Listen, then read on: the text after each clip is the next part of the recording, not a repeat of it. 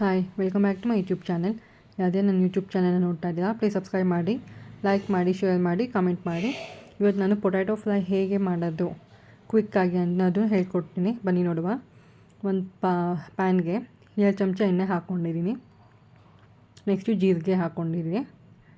ಜೀರಿಗೆ ಸ್ವಲ್ಪ ಬಿಸಿ ಆಗಿದ್ಮೇಲೆ ಅದು ಸಿಡಿದ ಮೇಲೆ ಈರುಳ್ಳಿ, ನಾನು ಒಂದು ಚಿಕ್ಕ ಈರುಳ್ಳಿ ತೊಗೊಂಡಿದ್ದೆ, ಸಣ್ಣದಾಗಿ ಹೆಚ್ಕೊಂಡಿರೋದು, ಸ್ವಲ್ಪ ಫ್ರೈ ಮಾಡ್ಕೊಳ್ಬೇಕು.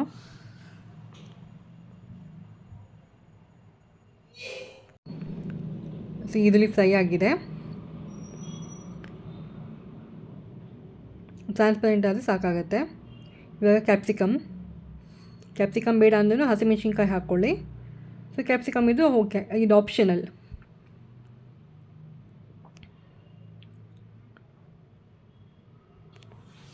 ಇದು ಅಷ್ಟೇ, ಜಸ್ಟ್ ಸ್ವಲ್ಪ 5 ನಿಮಿಷ ಫ್ರೈ ಮಾಡಿದ್ರೆ ಸಾಕಾಗತ್ತೆ.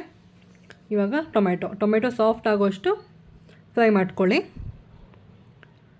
ನಾನಿಲ್ಲಿ ಒಂದು ಚಿಕ್ಕ ಟೊಮೆಟೊ ತೊಗೊಂಡಿದ್ದೀನಿ. ಸೊ ಸಾಫ್ಟ್ ಆಗಿದೆ. ಇವಾಗ ಬೇಯಿಸ್ಕೊಂಡು ಕಟ್ ಮಾಡ್ಕೊಂಡಿದ್ದು ಆಲೂಗಡ್ಡೆನ ಹಾಕ್ತಿದ್ದೀನಿ. ಇದನ್ನು ಫುಲ್ಲು ಹೊಂದ್ಕೊಳ್ಬೇಕು ಅಷ್ಟೇ, ಜಾಸ್ತಿ ಏನು ಫ್ರೈ ಮಾಡೋ ಅವಶ್ಯಕತೆ ಇಲ್ಲ. ಸೊ ಆಲ್ರೆಡಿ ಬೇಯಿಸ್ಕೊಂಡಿದೆ.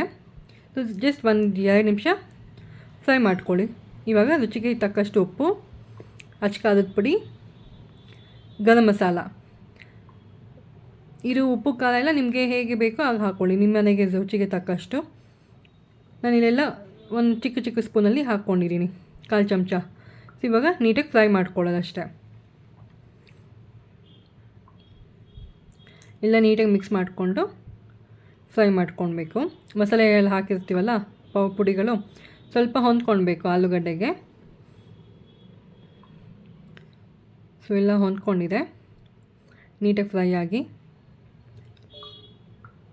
ಸೊ ನೋಡಿ, ಸೊ ಆಲೂಗಡ್ಡೆ ಫ್ರೈ ಬೇಗ ಕ್ವಿಕ್ಕಾಗಿ ಮಾಡೋದು ಹೇಗೆ ಅಂತ ನೋಡೋದಲ್ಲ, ಮೊಸರನ್ನ ತುಂಬ ಚೆನ್ನಾಗಿರುತ್ತೆ. ಸೊ ನೀವು ಹೇಗಿತ್ತು ಅಂತ ಟ್ರೈ ಮಾಡಿ ಹೇಳಿ.